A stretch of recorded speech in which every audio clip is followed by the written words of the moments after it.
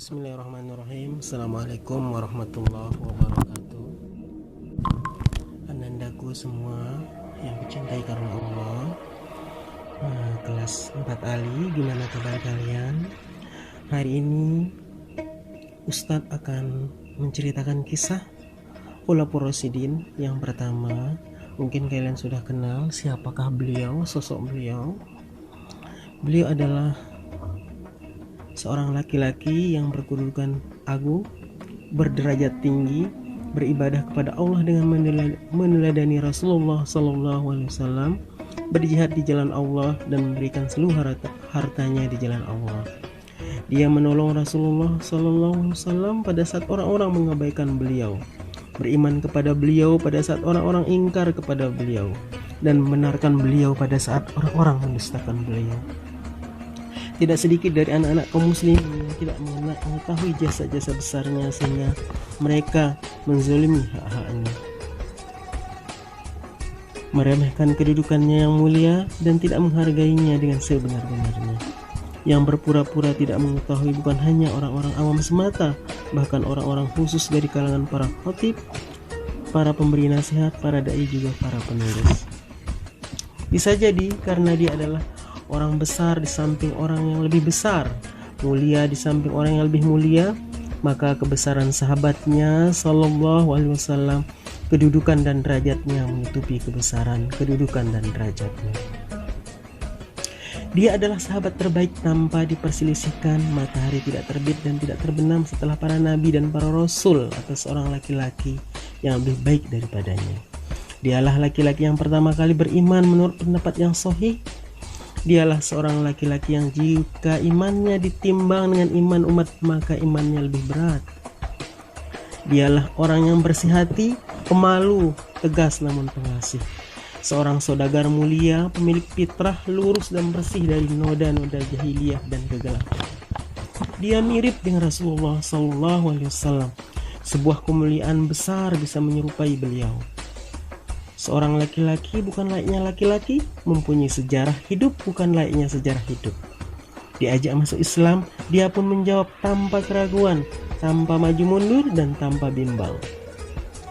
Dia langsung masuk Islam dengan penuh keyakinan. Karena para pemilik fitrah yang lurus tidak akan pernah bimbang menerima kebaikan yang diserukan kepadanya. Bagaimana dia tidak segera menerima Islam sementara dia telah berkawan akrab dengan Rasulullah SAW sebelum beliau menjadi nabi dan rasul. Dia mengetahui kejujuran beliau, amanah beliau, kebaikan tabiat beliau serta kemuliaan akhlak beliau. Dia mengetahui bahwa Nabi SAW tidak berdusta kepada manusia. Mana mungkin beliau berani berdusta atas nama Allah Jalla wa Ala. Karena itulah ketika dia diajak kepada Allah oleh Rasulullah SAW, batinnya mengatakan, "Aku belum pernah mengetahui engkau berdusta." Adapun bibirnya mengatakan, "Aku bersaksi bahwa tidak ada ilah yang berhak diibadahi dengan benar selain Allah. Dan aku bersaksi bahwa Muhammad adalah hamba dan utusannya."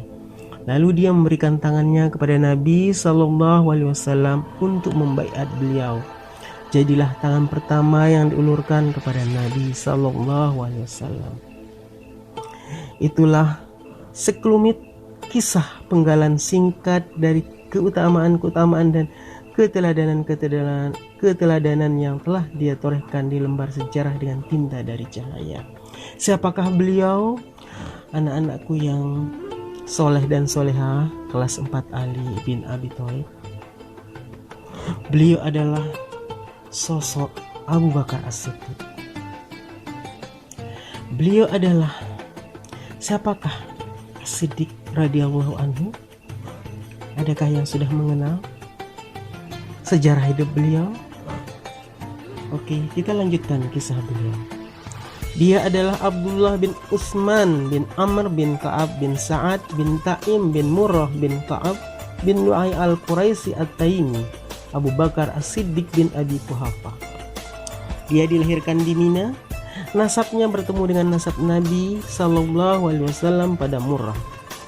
Di masa jahiliyah dia menikah dengan dua wanita, Utailah binti Abdul Uzza dan Ruman binti Amir. Dan di masa Islam dia menikah dengan dua wanita, Asma binti Umais dan Habibah binti Khorijah bin Zaid. Itulah nama dari Abu Bakar As-Siddiq. Teladan bahkan semasa jahiliyah. As-Siddiq radhiyallahu anhu adalah teladan dalam segala bidang hingga pada masa jahiliyah sekalipun. Maka jangan heran kalau setelah dia masuk Islam, dia adalah orang terbaik setelah Rasulullah Sallallahu Alaihi Wasallam. Nabi Sallallahu Alaihi Wasallam bersabda, sebaik-baik kalian di masa jahiliyah adalah sebaik-baik kalian di masa Islam jika mereka memahami agamanya. Abu Bakar adalah seorang laki-laki yang disukai dan dicintai oleh kaumnya. Dia adalah orang Quraisy yang paling tahu tentang nasab Quraisy. Orang Quraisy yang paling mengenal Quraisy dan paling mengenal kebaikan dan keburukan yang ada pada Quraisy. Dia adalah laki-laki pemilik akhlak yang baik. Para petinggi Quraisy mendatanginya dan menyukainya karena ilmu dan pernyagaannya serta kepandaiannya dalam bergaul. Orang-orang dari kaumnya yang dia percaya, yang bergaul dan berkawan dengannya, dia ajak kepada Allah dan kepada Islam. Abu Bakar radhiyallahu anhu mengharamkan khamar, minuman keras atau dirinya pada masa jahiliyah. Dia tidak meminumnya sekalipun, tidak pada masa jahiliyah apalagi ketika dia masuk Islam. Hal itu karena pada suatu hari dia melewati seorang laki-laki yang sedang mabuk. Orang mabuk itu meletakkan tangannya pada kotoran manusia lalu mendekatkan tangannya ke hidungnya. Jika dia mencium bau busuknya, maka dia menjauhkan tangannya dari hidungnya. Maka Abu Bakar mengharamkan khamr atas dirinya. Abu Bakar radhiyallahu anhu tidak pernah sujud kepada berhala sekalipun. Abu Bakar radhiyallahu anhu pernah berkata di hadapan beberapa orang sahabat Nabi sallallahu alaihi wasallam, "Aku tidak pernah sujud kepada berhala sekalipun. Ketika itu usiaku mendekati balik. Ayahku Abu Quhafah membawaku ke sebuah ruangan miliknya. Di sana ada berhala-berhala miliknya. Dia berkata kepadaku, 'Ini adalah Tuhan-Tuhanmu yang tinggi lagi mulia.' Lalu dia pergi meninggalkanku. Aku mendekat kepada sebuah berhala. Lalu aku berkata, 'Aku lapar, berilah aku makan.' Berhala itu tidak menjawab. Aku berkata, 'Aku tidak berpakaian, berilah aku pakaian.' Berhala itu tidak menjawab. Maka aku mengambil sebuah batu dan menghantamkan batu itu kepadanya dan ia pun tersungkur." Itulah sekelumit kisah Abu Bakar sebelum beliau masuk Islam. Oke, kita lanjutkan perjalanan Abu Bakar masuk Islam.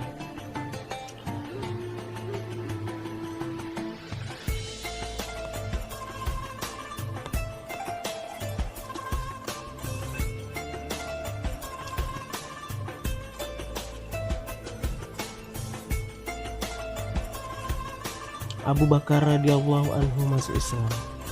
Dia langsung memikul amanat agama di atas pundaknya. Dia mulai berdakwah mengajak manusia kepada Allah Jalla wa'ala. Di tangannya masuk Islamlah 6 orang dari 10 orang sahabat yang dijamin masuk surga. As-Siddiq radhiyallahu anhu akan datang pada hari kiamat, sedangkan 6 orang itu dalam timbangan kebaikan.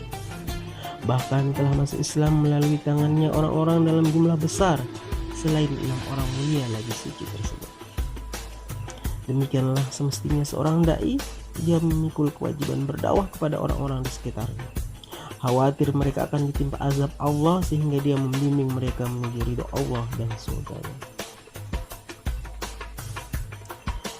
Itulah kisah dari Abu Bakar. Semoga dari sebagian kisah Abu Bakar bisa kita ambil pelajaran tentunya, dan anak-anakku semua mengetahui kisah dari Abu Bakar bukan yang lainnya. Karena kenapa? Kita harus tahu seperti apa orang-orang yang ada di samping Rasulullah tentunya. Oke anakku semua, anak-anakku semua, sampai di sini dulu kisah dari Abu Bakar. Insya Allah di lain waktu kita akan sambung cerita ini kembali tentunya. Kelanjutan dari kisah dari Abu Bakar.